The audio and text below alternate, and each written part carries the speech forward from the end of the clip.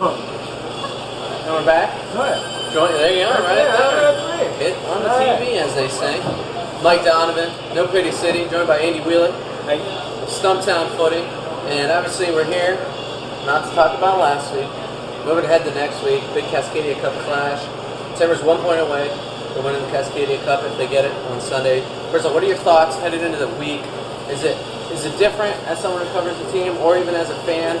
Does this week seem different than all the other weeks, or is it something completely different? This is a different week from other weeks, and I think most fans would agree.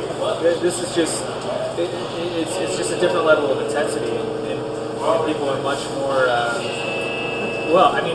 It's hate Seattle, and every week is hate Seattle, but these weeks really are, yeah. And so sorry, go ahead.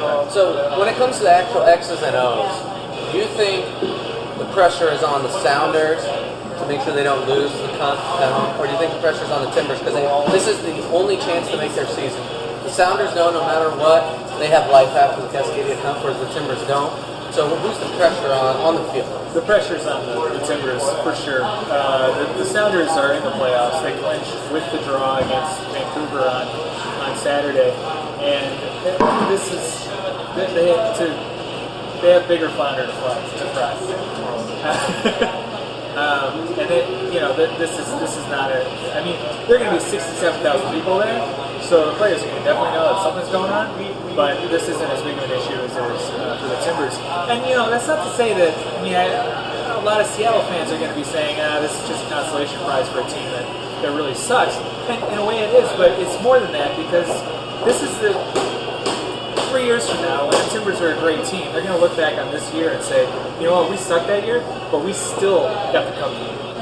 So when it comes to that, you said, it's going to be high intensity, more pressure.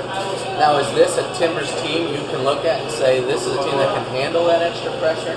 Because, with a down season, usually that doesn't go hand in hand with a team that can handle that extra scrutiny and intensity. I think that whenever they have played Seattle, they have done well.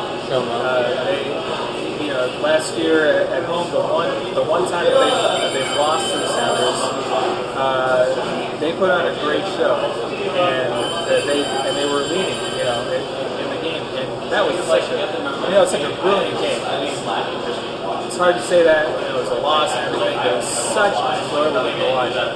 And the only thing that was wrong with it was that the Timbers didn't win. The Timbers, they take it up to that extra level every time they play the Sounders, and that will be no different here. As far as whether they can handle the pressure, they've been handling the pressure all year. They just haven't been handling it very well. Well, that's what I'm talking about. But I don't know. I mean, they're gonna be going. So let me put it this way.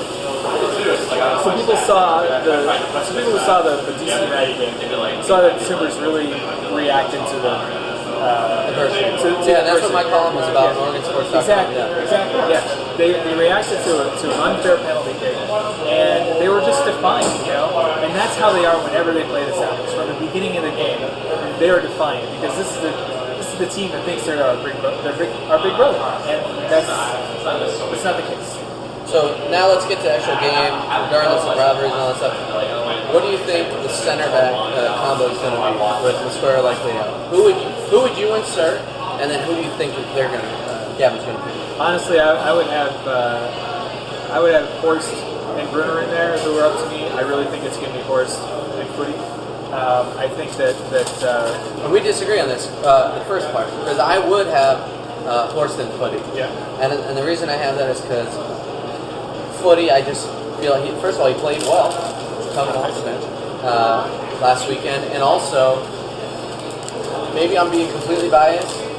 It's just after that Seattle home game, the first one, after locker room, you could tell how much it meant for Footy. Been here the longest out of all the Timbers. First time he ever beat the Sounders, and you could tell it just. Not to say all the other Timbers don't know it, but he just knows it a little more because he's been through all those defeats. That is completely biased. Yes, 100% biased. As a neutral or someone who's got a little bit on the inside, I just trust Footy more to go and play. And the other thing is Bruner is nowhere near the level he was last season. And you know what you're getting in footy. Bruner has been extremely inconsistent. So I would go with a guy who I know what I'm going to get. Is he going to be the best player on the pitch? Of course not. But I don't think he's going to give up that huge mistake. Yeah, I mean, Footy was the first Timber in the MLS era to score against Seattle, and that's something. I agree with you that he's probably he's the emotional best bet. So sell me on Bruner. You don't have to sell me on Footy. I'm sold. Sell me on Bruner. On Bruner, I think it's a little unfair to say that he's inconsistent since he's only played like 6 games this year. But I'm going back to when he played. At the beginning of the season, he wasn't at the level he was at last season. 2011, he was one of the 3 best leaders on the team and one of the better players on the team. Yeah. And I didn't see that to start this season. Well, and it's going to be tough for him to get that back, after having not played since May.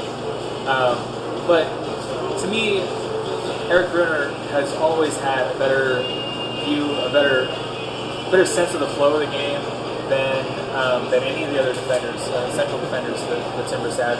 He's more mature. He's not the kind of like smash and grab type player that Horst is for sure, and that Footy is to a certain extent, although Footy has a lot of experience as well. But he's that kind of guy who's really positional minded. He's not going to get a lot of those interceptions, but he's also not going to put himself out of position a lot of times. So he's kind of a safer choice in that sense. But at the same time, he hasn't played all year. He's not a safe choice. I think it's going to be Footy. You keep talking yourself in and out. Yeah, no, that's what I do. Question: this team is not making the playoffs. We talked about that. So in 3 games, the season's over. Is the lineup for Sunday 100% about Sunday, or are you looking for what players can do in a big game with a nod towards the future? Oh no, we got 2 more games to figure out who's going to be good for the future. This game. This game is 100% about the game. We're not trying to find out anything about the future of the team or anything like that. Yeah, and in fact, I don't even think they're going to stop at a draw. If they get a 1-1 score, they're not going to stop there. They're not going to fall back and just try to preserve that 1-1 lead or that 1-1 scoreline. Even though a draw gets them the cup, they're going to be going for the win. This is the Sounders. So now that we've talked about it, do you think they are going to win? And now I'm guessing you're leaning towards yes. Well, so I have a little spreadsheet that figures out all the percentages based on history and weighting the recent matches. I guarantee the history says that the Timbers will not win. Yeah, it is a 70-some% chance that they will. And you're basing that on just Timbers Sounders game, or Timbers how they played recently, how the Sounders have played recently, or does it all go into that pot? It doesn't. Because as a sports nerd, this intrigues me greatly. Yeah. And actually, that's a good point. I really should figure out a way to incorporate head-to-head, but this is really just about each home and away record going back to the beginning of the season with the more recent results weighted. And how many away wins did the Timbers have this year? Not. And I believe they only have 4 draws on the road. I mean, correct me if I'm wrong, San Jose was the 4th draw on the road. So not a lot of points. Not a lot of points. 4 points in 15 available games. I would be a fool. I mean, they've proven me a fool many a time because I've predicted them to win many a game. But I think a tie is reasonable, but it would be tough for me to predict Seattle. Yeah, it's tough to predict that, but then again, what's the key though? What's the key? If the Timbers are going to win, what's the key for you? And I want specific. Like, what do they have to do better than they've either done before or better than Seattle will do? Yeah. Well, in a lot of ways, they got to keep doing what they're doing. They got to be more mature about the game. They have to. They can't fall into the patterns that. One of the problems that I had with Frank Sandro in the last game was that he let his frustration get to him, and he kind of broke down, and he didn't pass the ball. He likes to keep the ball when he's frustrated, and I hope that they handle this situation in a more mature way. And I think that's going to be the thing that gets them through this. Use your guys on the wing. Use Smith. Use Zizo. They're going to be the guys who are going to bring this together. Seattle doesn't have a great defense. They have Jeff Hart still on the team. Yeah, they got Hart. And they got, I don't know, Iani? I mean, Yeah. what the hell? Hurtado? These are not great defenders by any stretch.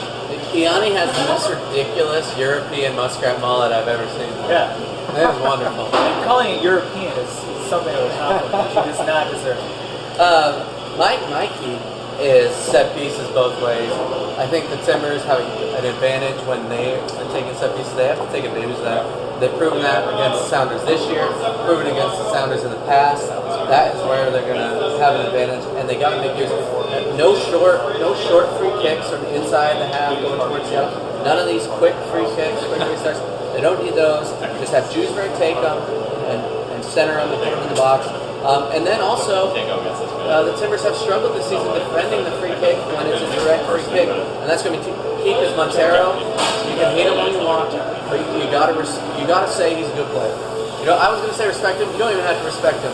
You got to know he has quality, and so you can't give away stupid free kicks, 25 yards from goal, and that's going to be the big key. Well, Montero, the set pieces. Montero has 2.5 fouls per game this year, which is quite high. And I mean, by comparison, Chris Boyd has 0.6 per 90 minutes. For attacking players, I believe only Hasley has more than. Yeah, yeah. And that, I mean, geez, that's the last couple of games we've seen the Timbers get hit hard on fouls right outside the box. Against RSL, they gave up 2. Against DC, they gave up a couple, but we're lucky enough not to score on those, except for the penalty, which I guess we don't play this time. Well, there you go. Andy, thanks for joining us. We're going to keep you around. We're going to go to the third segment. We're going to talk about all sorts of crazy stuff that's going on in Cliff's Head. But we'll be right back. No Pity City here on OregonSports.com. And you should